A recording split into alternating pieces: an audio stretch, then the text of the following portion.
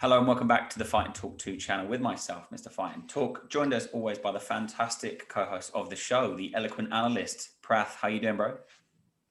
I'm doing great, my man. How are you? Yeah, very good, man. Very good. Kids are back to school today, so the roads were naturally awful. Yeah, it's first world problems, man. First world problems. I'm on a motorbike as well, so it doesn't really make a difference. But George, how you doing, bro? Yeah, I'm all right. Yeah, not bad, thanks. All good man. here. Down in casual corner. But you're the only one with a flag behind you saying UFC, so I think we need to change your nickname. Nah, I'm all right now.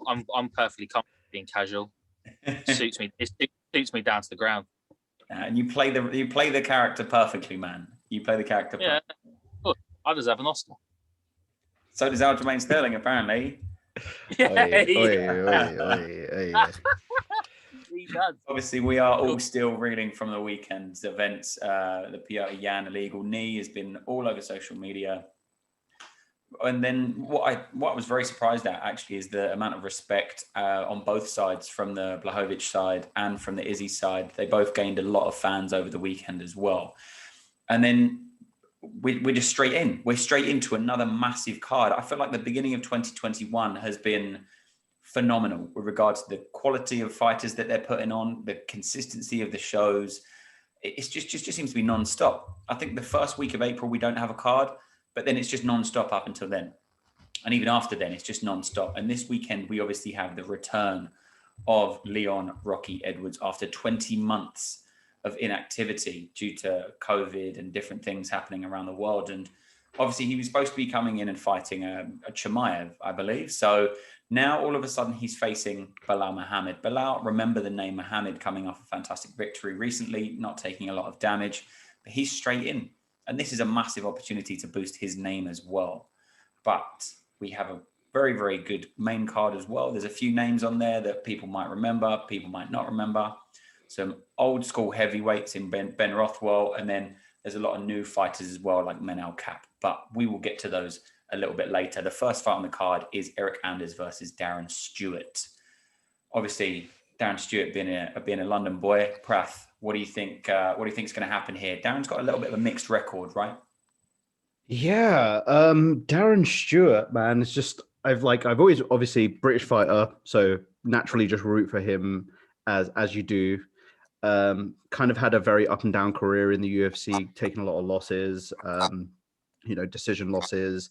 I don't think I've ever actually seen him be TKO'd or KO'd. He's had a couple of submission losses as well on his record, I will say that.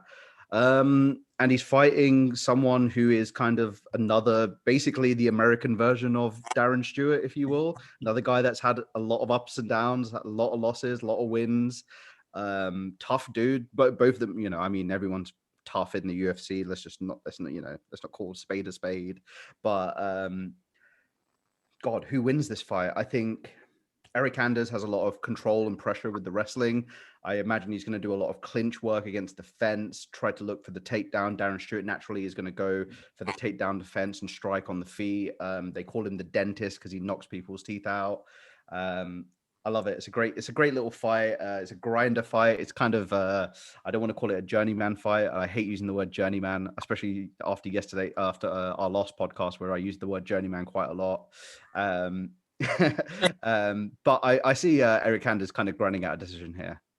Yeah, man. Yeah, and obviously he's called the dentist, but he's lost a fair amount of fights as well, and he hasn't always managed to knock fighters out. I don't know if anyone follows him on Instagram. He's very, very prominent on social media as well, which obviously doesn't really make a massive difference. I don't follow Eryk Anders, but Darren Stewart seems quite funny on Instagram. So we'll just have to see if he's spending more time on Instagram and less time actually training, or how that works. If everyone's saying Amanda Nunes is having a kid and she's not fighting anymore, then Darren Stewart, if he's spending loads of time on Instagram, it's one of them things. We'll just have to wait and see. And then down in Crush Corner this week, who have we got? Because it's your boy. Your boy is back after a terrible performance last time out in Fight Island, I believe it was. So tell us, George, who's in Casual Corner, and we'll go from there. Yeah, well, obviously, Crush Corner's been invented by the fact that I mistakenly said I fancied Manel Kape. So I've obviously had a bit of a mare, so now basically forevermore, I've got to talk about Manel Cap whenever he fights. But that's fine, and that's absolutely fine. But yeah, anyway, he he took this fight on short notice, so he wasn't actually meant to be fighting this weekend. But fair play. He's gone for the old Chimaev model: step in late notice. I'll take a fight, looking for his first win in the UFC, up against the guy who's 15-2, I believe, 15-2-1 in his career. Obviously, old Manel's 15-5. I think they've both got winning records in their last 5. And I think the big thing in this fight is, like, when Cap turned up in the UFC, everyone was like, "Oh, this guy's super aggressive. He's super aggressive. Like, he kind of comes at you. He's always looking for the finish, blah, blah, blah, blah." And in the first fight, there was none of that. It was like watching a guy in slow motion. He was just nothing, like, at all. And so I think the big thing here is he just needs to come out here and just do what he does. Whenever I think about people like that, I just think about like Paulo Costa, like against like Adesanya, where it's just like, why don't you just fight your fight? Like, why have you got to try and be clever and do something else? Like, just come out and do what you do best. And so that's what I'll be looking for from Manel Cap. When I was looking at the thing earlier, though, it's super close on the betting. I think they're like straight even, these two. So there's nothing between them. I think they're about the same height. They've got about the same reach. And so it's a pretty tight one, this. It's a hard one to call, I think. But obviously, because he's in Crush Corner, because I've been tagged with fancying him, apparently, now I've got to back him every single time. So I'm going to take Manel Cap to win by decision. I think as well, when a fighter comes out with so much hype behind them and they have a loss initially, it just lights a fire under their ass, right? To come out and they almost have to get that second win, because that would then, 2 losses in the UFC is a little bit more detrimental to someone's career. And then you get 3, and then all of a sudden you're not in the promotion anymore and you have to work your way back into it. Obviously, Jan Blachowicz from the weekend he came in and I think he went 4-2 or something. He didn't have a very good record when he first came into the UFC, but then you have to turn it around. You know what I mean? I know we have like this laugh. We have this laugh and a joke about Manel Cap, but he is a rising champion, and the UFC to stick him in there on debut against Pantoja, who's a top 5 guy, and the fact that clearly he's been trading with old Khabib recently. There's got to be something about him that is half decent. So, but he's obviously just yet to show it on the big stage. Maybe Saturday night is the opportunity, but we'll see. Yeah, exactly. And being 15-5, 5 sounds like a lot of losses, but the 2 women on the card as well, Angela Hill and Yoda, there's a lot of losses between them. These ladies have got a lot of losses, and this fight was obviously supposed to be a couple of weeks ago. But Prath, how do you see that going down? Angela Overkill's had a lot of hype around her recently. She's a very good looking lady as well, man. She's going to be going out there and trying to throw hands and see what happens, right?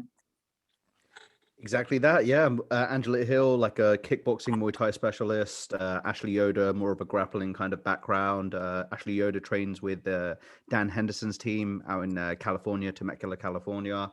Angela Hill just is, I don't want to call her a UFC vet, but it kind of feels like that way now. She's had quite a lot of fights here in the UFC, up and down. Again, I think that's going to be kind of the theme of a lot of these guys that are fighting on this main card. A lot of guys that have taken, they've had a pretty, they're within their like 10 fights within the UFC, had a couple of losses, had a couple of wins.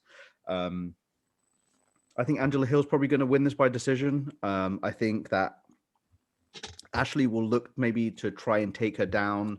I think Angela's probably got really good takedown defense and can probably hold her off and just pepper with strikes. I don't think Ashley Yoda has the ability to maybe submit Angela Hill, but if she can get her down and kind of give her a bit of a grinding pace, maybe that's a hole that maybe she can expose. I can't think of too many times where I've seen Angela Hill on the ground for a long period of time. So it might be that she gets taken down and immediately gets back up. And she throws great strikes, diversity in her strikes. She throws good punches, good kicks, good elbows. That's what you want to see. you've got, everyone's got like their kind of big background, right? Wrestling or jiu-jitsu or striking, whatever it may be. When you see a striker, you want to see diverse. I don't want to just see a boxer. I want to see someone that can punch and kick, that does leg kicks, that does high kicks, that does spinning kicks. Like, I want to see them be able to do all of that. And Angela Hill is very capable of that. So feels like a little bit of a layup fight for Angela Hill. I don't want to say that Ashley Yoder is a layup fight, but I see her taking this quite comfortably by decision. Yeah, I was thinking the same about the whole layup fight thing. Sometimes they do that in the UFC, don't they? We've spoken about this before with regards to putting someone in there against an opponent that they can kind of bounce off of and use the propulsion off of as well. But we'll just have to wait and see. We'll have to wait and see. And obviously we had finish after finish after finish last weekend. So these kind of cards as well, when, the main event last weekend is probably the cost of the entire card this weekend with regards to, splitting out up between the people. So they've just got so much to prove as well. And having that many losses, 12-9, that's a lot. That's a lot of losses. Do you know what I mean? So she's going to have to go out there and really have something to prove. So the next fight is Dan Ige versus Tucker, right? So George, do you think this is a layup fight for Tucker? Obviously he's 13-1. Ige's coming in as 14-3, but obviously he had a fantastic performance last time he was out, beginning of last year, I believe it was, right? Yeah, was it beginning of last year, or was it the Calvin Kattar fight on Fight Island? Yeah, that was it. Yeah, it was probably in the middle of, like, in the summer, right? July last year. Yeah. I remember I went fishing and I actually did night fishing in the ocean. Seriously, I went night fishing and I was sat on the beach and it wasn't very cold at all. I watched the entire fight card while I was fishing and I didn't catch anything. So it was manically depressing. But that's how I remember him fighting. And it was a good fight. It was a good fight. Yeah, how do you think this is going down, George? Well, obviously Kattar won that fight, but yeah, no, when you think about it as a layup fight, I've seen a lot of people say this about this fight, that it's potentially layup one for Gavin Tucker, because obviously he's got these 13 wins, and I put on my notes here that 10 of those are being by finish, which suggests that this guy is going to try and finish Ige. He's on a 3-fight winning streak. I was on a 6-fight winning streak, though, before he lost to Kattar. So, he's no, top guy. I think this fight's more interesting than the original fight, which was him against Ryan Hall. I think this one is, for me personally, is slightly more interesting. But Gavin Tucker is kind of reminds me a bit of just what we've just seen with Sean Brady at the weekend. Like he kind of like this is like a guy they're trying to push a bit further forwards, and perhaps this maybe is a layup kind of fight for him. Although I think this is quite a dangerous layup fight, because I don't think Dan Ige is a mug in any respect. He is, he's a very good grappler, and I'm not sure. This is a tough one. I actually when I predicted it, I kind of said that I think Dan Ige is going to win this, to be honest. But I wouldn't surprise me if Tucker gets another finish. But yeah, layup fight. If it's a layup one, it's a tough one. He went the full 5 rounds with Calvin Kattar as well, right? Yeah, man. He's durable. Yeah. I mean, Calvin Kattar hits hard. Obviously, he didn't hit very hard against Max Holloway, but the guy can hit. Pretty well, How do you think? Boxer. I really like Dan Ige. I think he's got a really good style. He's a great grappler, and he's great on the feet, defensively responsible. Great clinch work against the fence. Gavin Tucker's great as well. Like one of those. I'd say he's like a rising Canadian mixed martial artist. One that Canada have really put on their shoulders and wanting to do very well. So I'm surprised that George is saying that it's a bit of a layout fight for Gavin Tucker, because Dan Ige is legit, man. Dan Ige is very, very legit. And I was just going to say, I don't think people will view this as a layout fight, but I don't think that this is an easy layout fight. If that's what people want to say it is, I don't think it is. Yeah. No, Dan Ige has been tested. He's proven. He's fought people like Edson Barbosa, who are, legitimate elite fighters. And, before, and you're rightfully so, before he fought Calvin Kattar, who was on a 1, 2, 3, 4, 5, 6-fight win streak, that doesn't come easy, especially in the UFC where everyone is elite. So, I'm expecting him to be able to maybe grind out a decision. I think we're going to see a lot of decisions here tonight on this fight card, guys. I'm not going to lie. I think a lot of these guys are kind of, like I said, within that kind of 5 to 10 fights within the UFC, had wins, had losses. I think a lot of these guys are coming in to kind of just get a dub on their record, get a decision win, move on with their career. I don't see a lot of these guys really, typically pushing for a finish. Like a Dan Ige, like a Eric Anders. I don't see him pushing too much for a finish. Ben Rothwell, another one who used to finish quite a lot, but now in these last couple of fights have all I think his last 5 fights have all been decision, whether he's won or lost. So I think that's going to be a theme of this evening, unfortunately. Yeah, and obviously with Ben Rothwell, the guy's 39. And even in the heavyweight division, 34 is kind of prime time. 37, we're getting a little bit now. You know what I mean? And then his record of 38-13. That is a lot of fights, and that's a lot of training, a lot of years of training. He's obviously been a staple in the UFC for such a long time now, and he's such a well-known figure. But he hasn't got an amazing record, and he's coming out and facing someone that's obviously 4 years younger than him, who's going to be a little bit closer to their prime in Felipe Lins, 14-5. But still, having 14 wins and 5 losses, you're coming up against a guy that has so much experience. So I think he's going to have to come out there and try and knock his absolute block off. Otherwise, we might see it going the same way as the Arlovsky-Aspinall fight, when the younger guy just kind of comes in and just dominates, really. But George, how do you see that going? Obviously, one of these guys are definitely on the back end of their career now, but how do you see it playing out? Yeah, pretty simply in this. So like you just said, 51 career fights now. It's a lot. That's a lot of damage and a lot of work, and when you've got a guy who's kind of had 19 career fights, who's younger, maybe got a bit more to give, maybe Ben Rothwell might find himself in a bit of trouble. But you don't know. Experience in these kind of scenarios could count for a lot. That could go a long way. It wouldn't surprise me though if it kind of went the kind of Aspinall Arlovsky way, where it kind of where the experienced guy gave the impression he was in it, but wasn't really.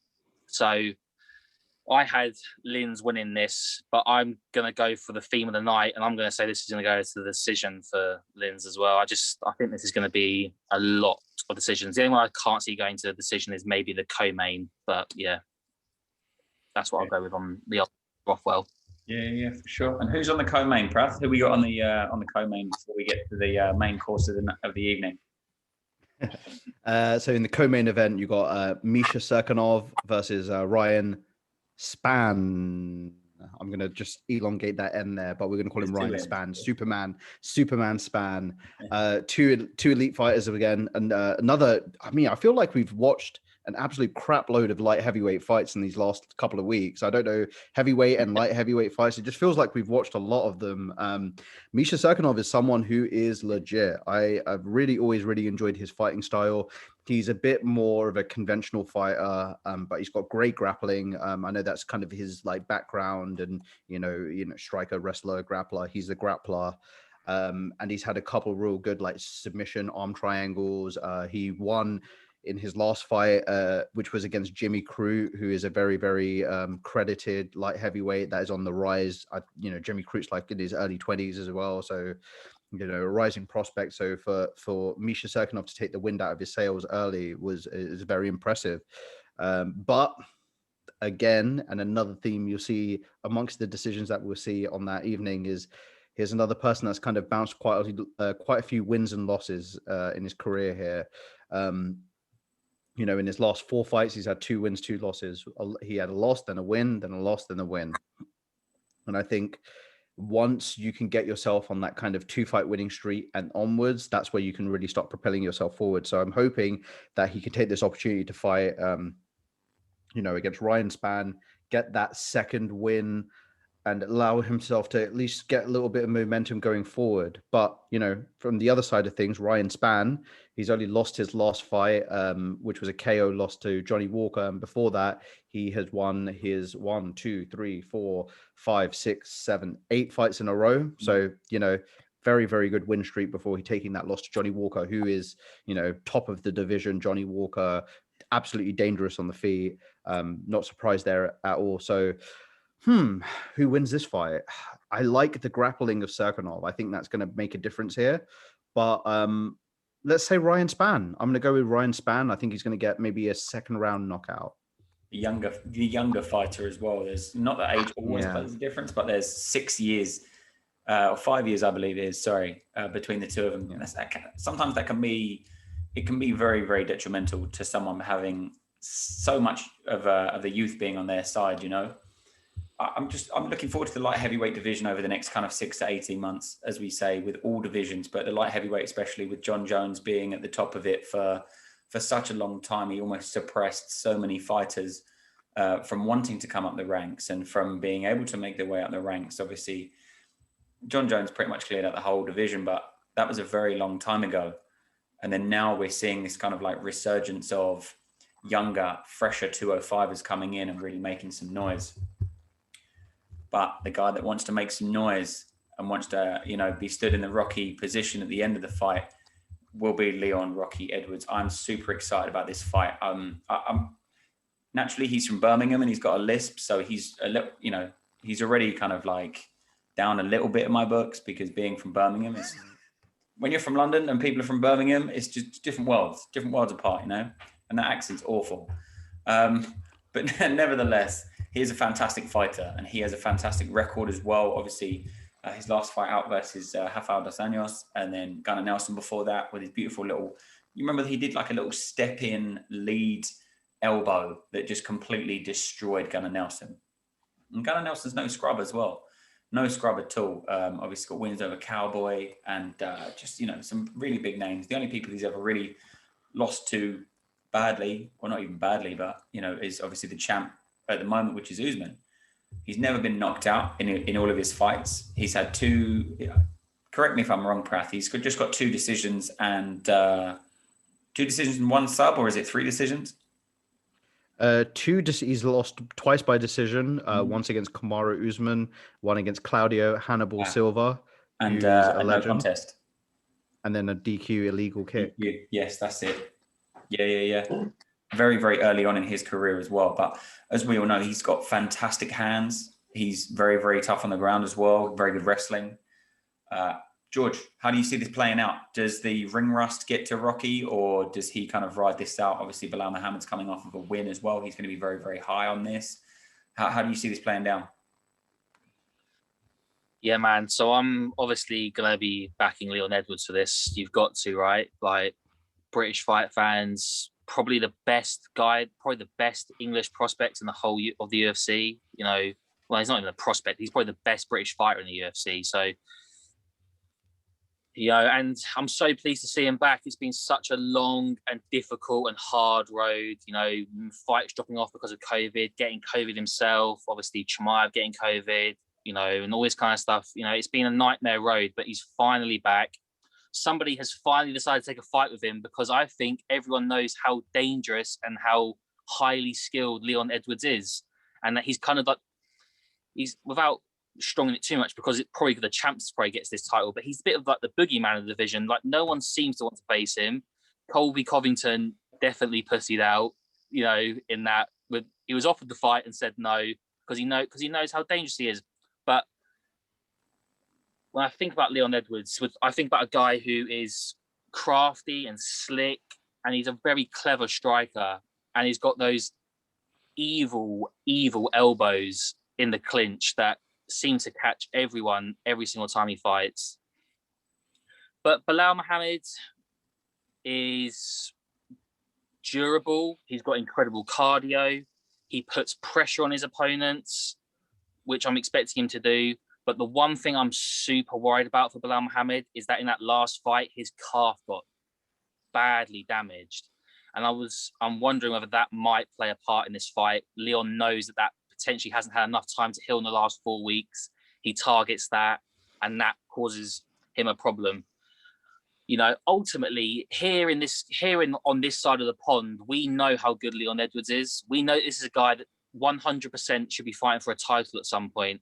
I think he doesn't get the respect across in America for whatever reason that is. Maybe because he's quieter, maybe because he can't do pay-per-view numbers, whatever it is. But I think that and you look, this is only a gauge from social media, but you see a lot of American fans going, Belal Muhammad, he's the guy. And he is really good. And I think he'll beat Leon Edwards. But I think they're in for a shock on Saturday night because I think Leon Edwards is going to come back, no ring rust. He looks in incredible shape. He's been through training camp after training camp. He's ready to go, man. And I think I'm expecting something pretty good from Leon Edwards. I don't think he'll finish Belal Muhammad, but I think I could see him taking a pretty convincing decision. Yeah, I love that. And I really like Muhammad stepping up on short notice to take this fight, coming off of a great win as well. But Leon's our boy. 8-fight win streak, should be fighting for the title here, but, politics be politics. I think he should have been, regardless of whether he fought for the title, I think he should have fought any number of these 1 through 5 guys, the Masvidals, the Covingtons, any of these guys.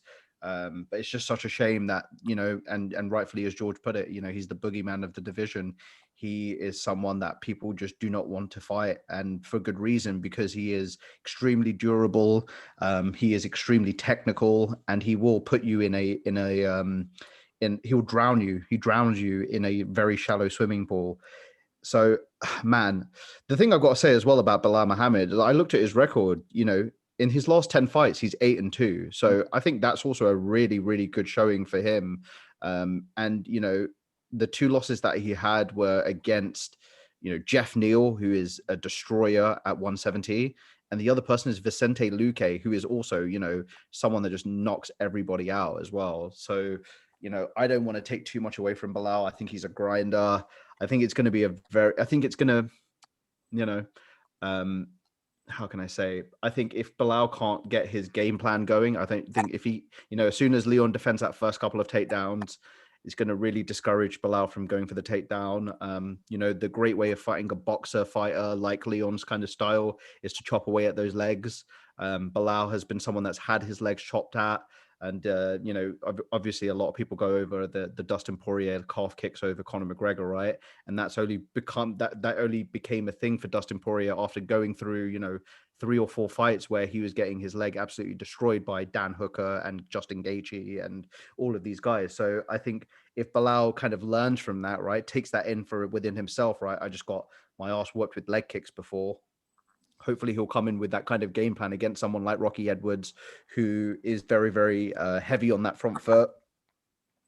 But I think I say that, man. I think Leon's got great movement as well, and he's able to kind of dip in and out of those ranges excellently. And I think he does it better than most of the welterweight fighters. I think the only other person that has as good or better movement is Masvidal in terms of like his ability to dip in and out of the range and evade the leg kicks and things like that. So, man, very, very tough fight. I'm happy that Leon Edwards is not taking an easy fight on his return fight from, I think his last fight was in 2019. So return fight for him, not an easy one, but it's one that is winnable. So I'm hoping that Leon here can just come out, show his amazing game plan, and George as well. You said he's come in incredible shape, right? He looks amazing. I think he put up a post on Instagram a couple of days ago, and my dude's looking shredded as hell. And I'm really, really excited to see the work he's put in. He's talked over the, I think Ariel Helwani had him on like 2-3 weeks ago, if that. And he was talking about the improvements that he's made in his game. And I'm just really, really excited to see, in like a year and a half, what kind of progress he's made within himself. And I'm really excited to see what diversity he brings to his game. I think it's just quickly, I think it's absolutely crazy how underrated Leon Edwards is. I think it's absolutely mind-boggling how much disrespect he gets in the MMA community. Like, for the life of me, I don't get it. On the 8-win streak, right? That's 3rd all time at welterweight. That only George St. Pierre and Kamaru Usman have got longer win streaks. It's crazy how underrated he is. I hope he gets the win on Saturday, and I hope he gets on the mic and says, "I want the title fight." Because at this point, why should he be denied? I don't get it now.